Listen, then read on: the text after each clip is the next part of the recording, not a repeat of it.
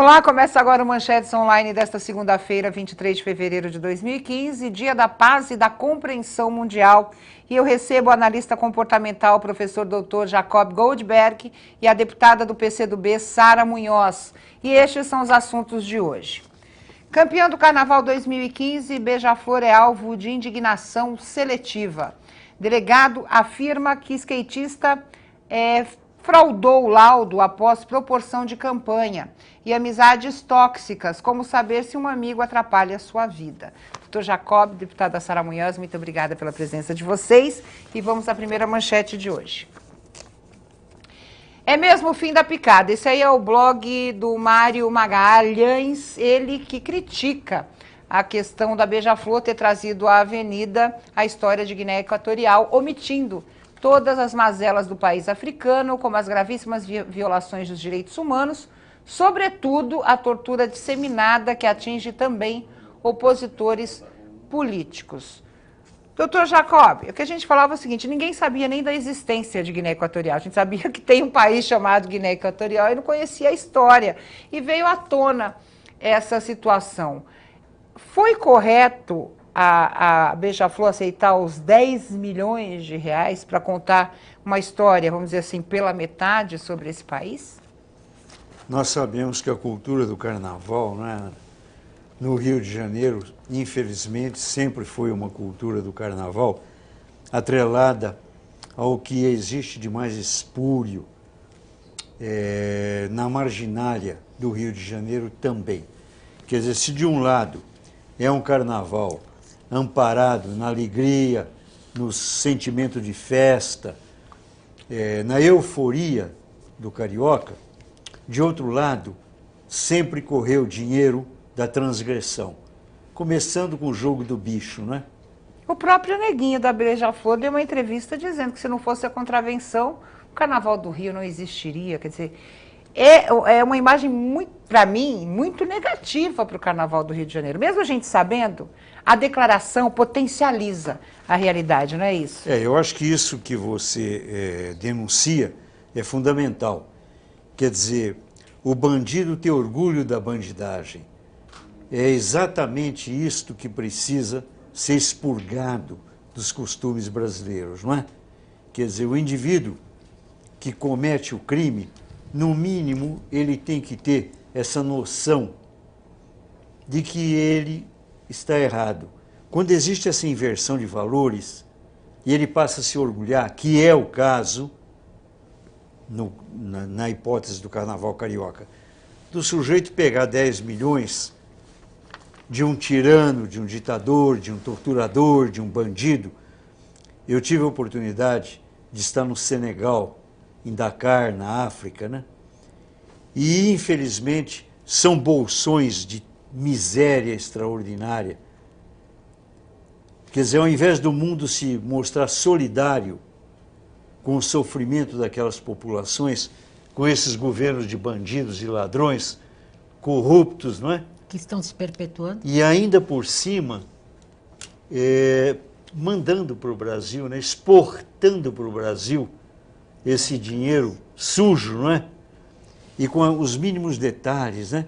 Os jornais noticiaram que o filho do presidente teria tido interesse sexual numa sambista do Rio de Janeiro, né?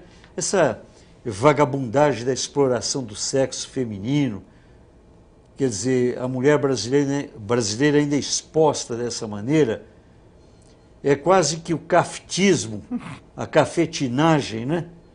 Elegida ou eleita como uma forma de passaporte para a fama. Tá certo isso? Não, e outra questão, a gente vê que aqui tudo pode, deputada Sara Munhoz, tudo, né, vem para cá. Como é que fica essa realidade?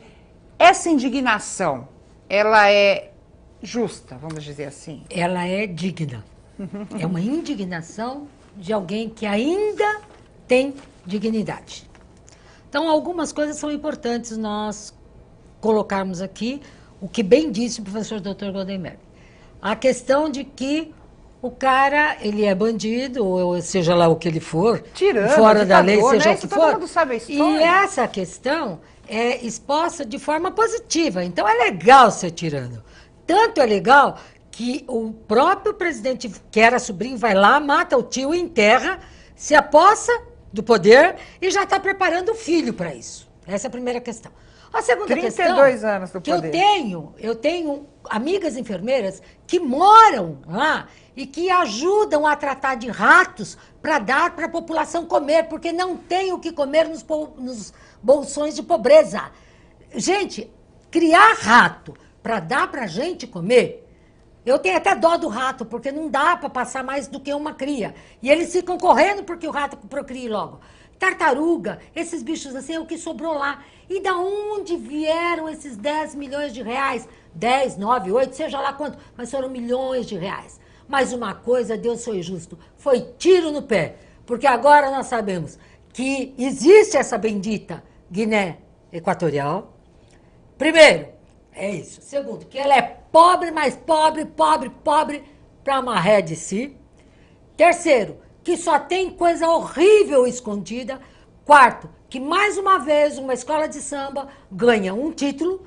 Tudo bem que ela fez o trabalho dela, mas ela ganha um título em cima de alguma coisa que não é honesto. Que não existe, E ainda, né? Contou uma história que não existe. Não, existe a história. Não, eu estou falando assim, não mostrou a realidade do país. Não, a história existe. 5% da história foi o que apareceu na escola de samba. Os outros 95%. Os outros 95% estão comendo rato. Então, população, acorda.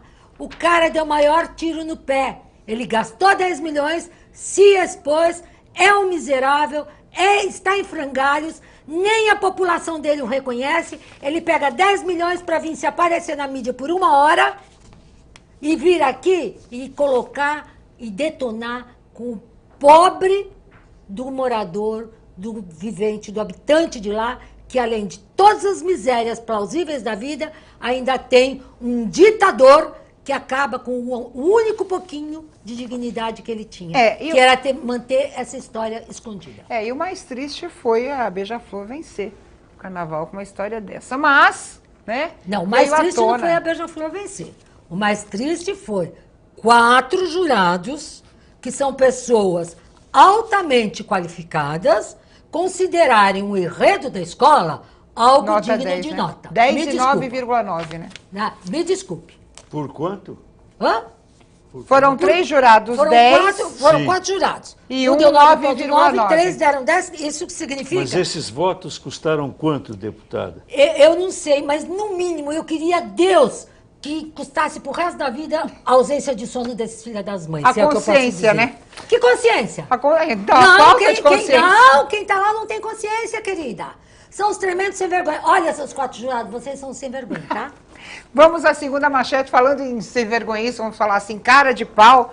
Olha, quando eu li essa notícia, eu fiquei indignado. Um skatista publicou na internet um laudo fraudado, dizendo que teria leucemia e conseguiu arrecadar desse nosso povo solidário 23 mil reais. E era tudo mentira. Vamos lá.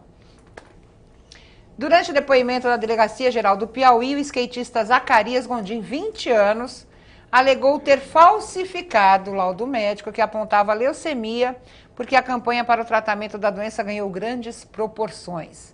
Segundo a polícia, ele disse ter fraudado o documento quando recebeu boas quantias em sua conta. Ao todo, como eu disse, 23 mil, e a informação foi confirmada pelo delegado do caso, ele que está comandando as investigações. Encontraram na casa do jovem R$ 4.950 em dinheiro. O cartão dele também foi apreendido, né? Além de R$ 1.000 em mãos. Professor, olha, porque a criatividade do brasileiro vai além de algumas situações, né, professor Jacob? Tanta gente precisando, campanhas sérias, e o povo acaba ajudando um cara mentiroso, vamos dizer assim. O que leva uma pessoa a fazer isso? Mas antes disso, isso é criatividade ou é falta de punição? Falta de vergonha na cara, né, professor Jacob?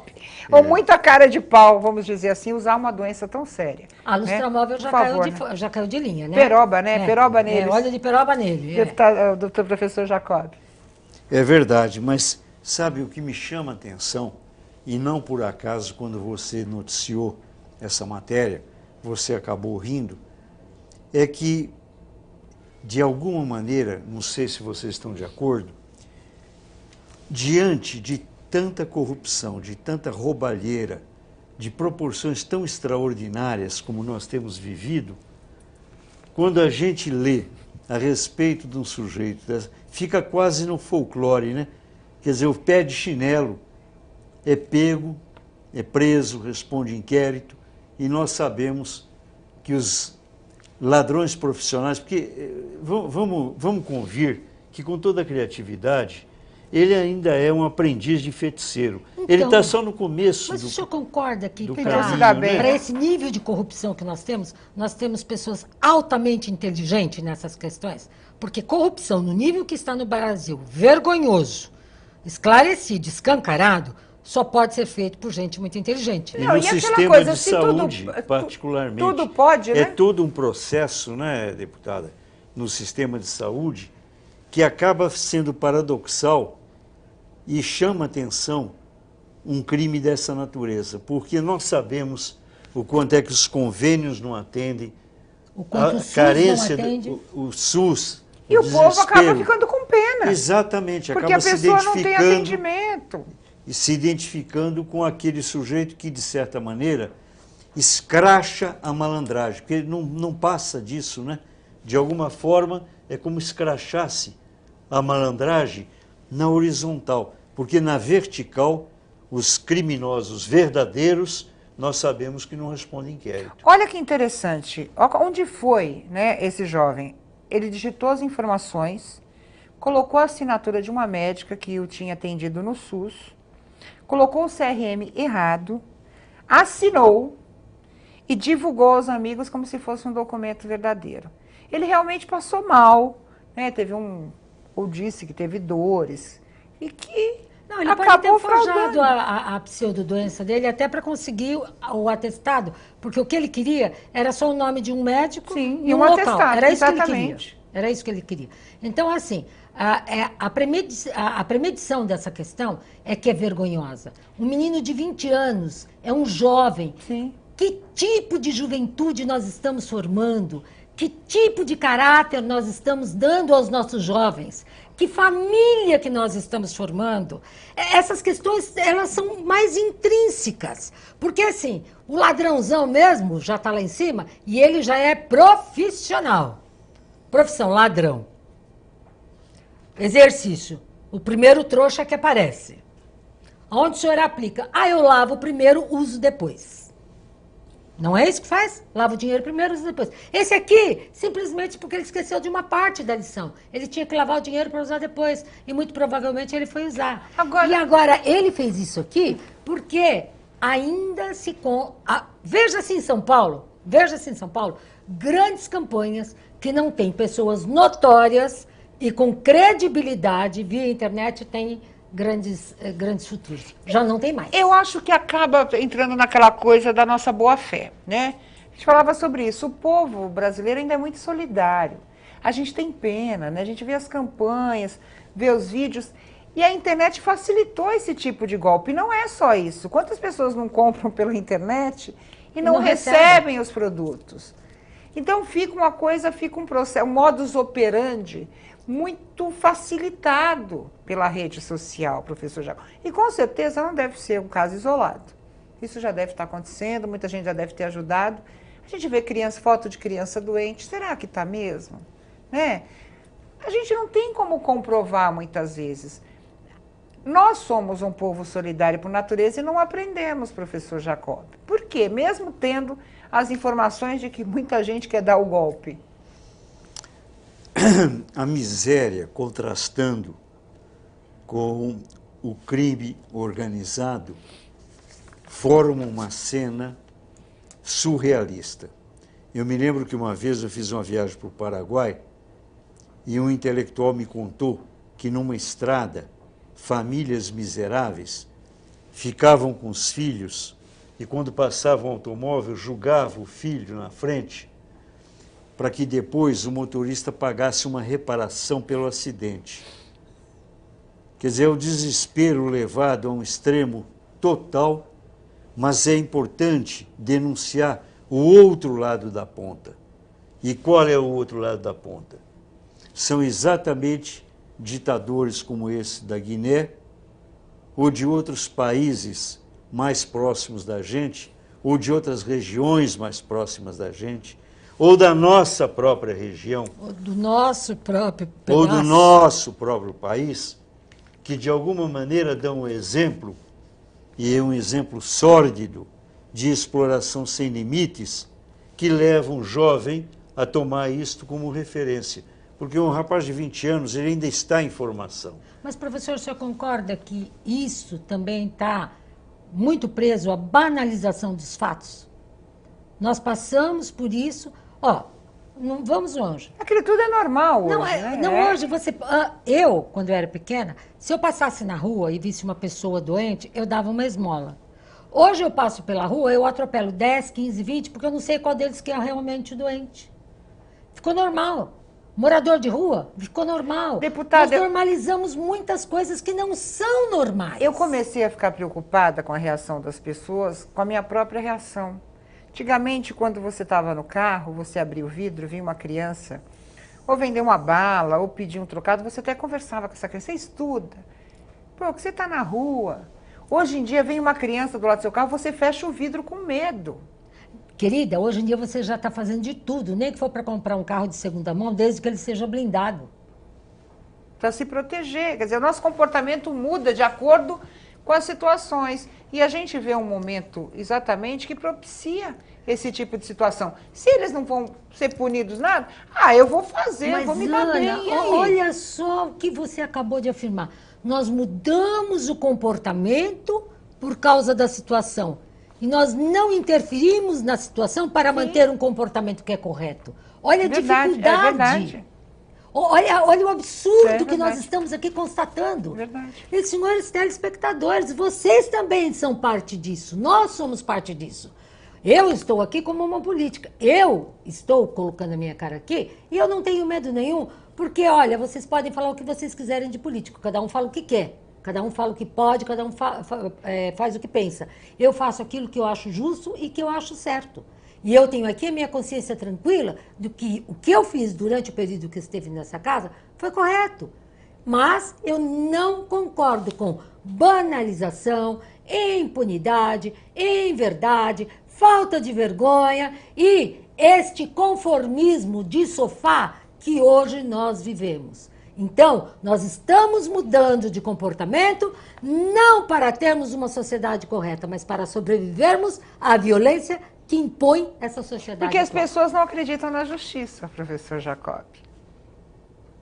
Há uma descrença, né? Então, acaba tendo esse tipo de comportamento mesmo. Existe aquele conceito da microviolência, né?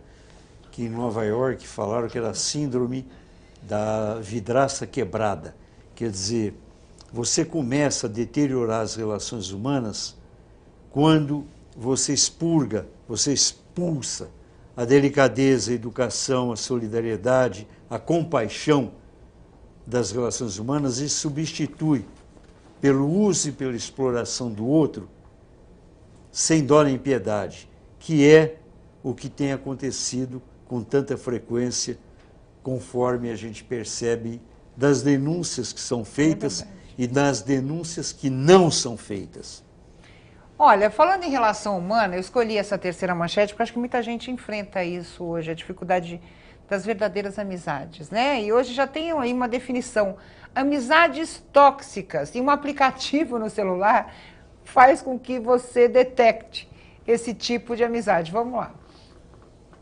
Na última semana, aí, virou notícia a chegada de um aplicativo de celular que promete identificar amizades tóxicas. Sincronizado a uma pulseira, o PPLKPR, Android e iOS, aponta quais pessoas do nosso convívio nos fazem mal. O aplicativo cruza batimentos cardíacos com picos de empolgação e estresse para formar um ranking que vai de quem nos provoca paz e felicidade até quem nos deixa tenso e infeliz. Onde nós chegamos, deputada Sara Munhoz? É um aplicativo. A gente não tem mais o discernimento de saber quem é bom, quem é ruim, quem pode ser bom amigo. Não é possível que a gente tenha perdido esse senso e precisar de um aplicativo para poder detectar esse tipo de situação. Olha, eu acho que é possível sim. Sabe por quê? a medicina avançou tanto, e o professor há de convir comigo, que todo mundo toma hoje um anestésico social. Ou toma uma sibutramina, ou toma uma fluoxetina, ou toma um Prozac, ou toma não sei o quê, toma alguma coisa, e socialmente ela fica anestesiada. Então... E não percebe isso? A ação dela, mediante algumas situações, é assim, ele faz uma tempestade virar um sereno.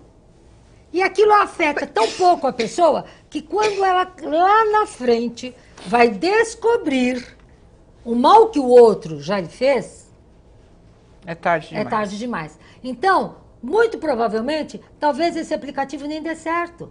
Porque eu estou tão anestesiada que o meu batimento vai continuar. Tum, tum, tum. E o do outro vai tá, e ele vai falar assim, nossa, algum dos dois está errado.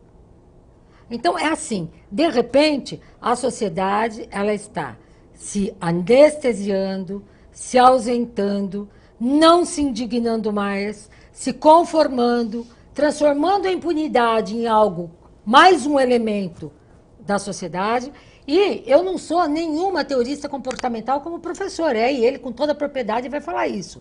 Mas a Sara percebe o seguinte, que isso aí e nada vai dar na mesma. Por quê? Só pessoas normais fariam isso. E fora essas drogas lícitas, você tem os que estão alcoolizados, você tem os que estão com uso de crack, com uso de cocaína, com uso de maconha e com uso de N outras drogas que você já nem sabe mais o que tem. E a gente tem outros fatores hoje, né? A gente já acabou de falar da internet. Eu acho que é tão fácil a gente perceber quando a pessoa é má, tem inveja da outra, né? Provoca comportamentos diferentes, traz tumulto a determinadas relações. Tem uma pessoa que contamina um ambiente inteiro. É o bicho do espírito ruim.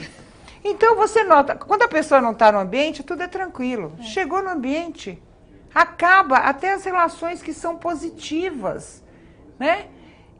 Esse comportamento, inveja, você vê pelo Facebook, você publica uma coisa, é perceptível, até virtualmente, que a pessoa tem inveja de você. Poxa, no mundo que a gente vive, com tanta dificuldade, as relações pessoais também contaminadas, professor Jacob, onde a gente vai chegar? Mas vamos fazer o seguinte, Ana, se a deputada também estiver de acordo, vamos inverter essa onda, vamos surfar. Falou com o mineiro agora, vamos inverter. Vamos inverter. Está tudo invertido, porque vamos lá. senão a gente passa para o telespectador que isso que exatamente, é bom, né? Não, ou pelo menos que isto é aceitável, ou mais ou menos normal, o que é regra, né? Então vamos combinar. Não é isso que nós estamos de acordo. Muito pelo contrário. E pelo contrário, que a gente acredita que é possível reverter essa onda, que é possível acreditar sim no ser humano e que são exceções, na verdade, não obstante muitas vezes bem-sucedidas, mas que são exceções os canalhas e que no final do jogo, finalmente a gente torce para que eles percam, para que o ditador da Guiné vá para o diabo, que o carregue. Obrigado. Não é verdade? Concordo com o senhor. E que o diabo carregue para bem longe, tá? Tá bom? E que o sublime, a esperança, não é? A possibilidade de acreditar nas pessoas e na decisão de viver com decência e integridade prevaleça, né? Eu acho que a gente tem uma coisa de Deus nos dá esse dom de uma triagem também em nossas vidas, né? As pessoas vão embora, essas que nos fazem mal, devagarzinho, né? E a gente nem percebe que elas saíram daquele ambiente. Só percebe depois que o ambiente fica tranquilo mesmo. Mas e se a gente desse um empurrãozinho? Não? Ajuda, fica né? muito cruel? Não. Não?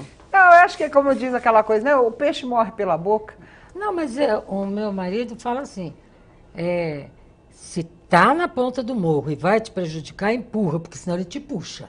É verdade. Né? Não seja a curva do rio. Pois então. Professor, o senhor que tem tanta experiência, conta para nós pelo menos um casinho assim, que mostre para esse telespectador nosso a esperança que a gente ainda tem nas pessoas, nas coisas e no mundo, porque o senhor é uma pessoa que convive com esses conflitos. E o senhor tem, ao longo da sua carreira, Eu não estou entrevistando, não, Não, Ana, mas tá é porque eu certo. conheço tão bem, eu acompanho tanto o trabalho dele, e eu sou uma E até admiradora. exemplos positivos, Eu né? sou uma admiradora, assim, ferrenha do trabalho dele, e acho que ele tem muito a acrescentar nesses poucos minutos que falta de positividade. Professor, injeção de ânimo, vamos lá? Vamos acreditar Então, vamos lá. nas relações pessoais. Gente boa ainda Mete existe. bala. O senhor prescreve que eu aplico. O senhor é médico, eu sou enfermeiro. Vamos lá, aplica aí. Quais são as dicas? Então, a deputada trabalha na área da saúde e existe no Hospital das Clínicas uma equipe composta de mais ou menos 12 médicos, todos na faixa de... são residentes na faixa de 30 anos de idade. Eles trabalham às vezes de 12, 14 horas com transplante de pulmão, sempre com pacientes com risco de serem terminais. E uma dessas pacientes, uma dessas médicas, que é também minha paciente, um dia me contou que o estresse, quando ela perde um paciente, por ordem da natureza, Claro. é natural, transplante de pulmão que é É um risco. complicadíssimo, não é? Ela chora a noite inteira. Então, esse sentimento de solidariedade humana, de entrega, de compartilhar a dor alheia, eu testemunho diariamente no consultório. Então é aquela coisa, né? Não é porque é médica que não sofre, né? É preparada para salvar vidas. Quando perde, sente também. Eu sempre falo que eu não conseguiria ser voluntária nunca. Porque eu ia querer levar todas as crianças para casa, cuidar dos velhinhos, levar... Mas É um preparo diferente, né? O nosso sentimento, a nossa consciência é diferente. Mas essa muito pra ideia, essas Ana, situações. você abordou uma questão que merece uma digressão até mais ampla. Essa ideia de que o profissional que trabalha com a dor alheia não deve se envolver, isso é uma asneira, uma mentira. Que não besteira pode, né? norte-americana. Você era enfermeira. é mentira. Isso é uma besteira do pragmatismo norte-americano que quer transformar o ser humano numa Uma mercadoria. máquina. Nós não somos mercadoria. Ou máquina, né? Uma máquina. Nós temos sim que sofrer com a dor do outro. O médico que não sofre com a dor do outro, na minha É opinião... meio médico. Exatamente. Maslow dizia o seguinte: todo mundo tem necessidades básicas. Você tem, eu tenho. Todos nós temos as nossas necessidades afetadas. Não dá para chegar na porta do hospital, pendurar a minha necessidade e pegar a necessidade do outro. Mas sim, quando eu entro, eu estou tão sensível que a necessidade do outro me sensibiliza mais ainda. Gente de Deus, o que eu já chorei, já teve ponto, Ana, ponto, do paciente passar comigo 40, 60, 2 meses, 3 anos. Quando ele morrer, a família me consolar. Mas não chora, dona Sara, porque ele já estava assim. E eu morria de... Por quê? Porque eu trazia bolinho de casa todo dia, eu trazia um pãozinho, eu trazia não sei o quê. E quando eu não passava no quarto, ele falava assim: e meu bom dia, vem que horas? Meu beijo, vem que horas? É proibido beijar paciente? Sei lá se é proibido, mas na testa todo paciente meu recebeu beijo. Isso comprova que existem pessoas boas no mundo, né, professor Jacob? Eu quero agradecer a deputada Sara Munhoz, professor Jacob Goldberg, quero agradecer a você. Manchetes Online vai ficando por aqui, nós temos um encontro no próximo programa. Um grande abraço e até mais.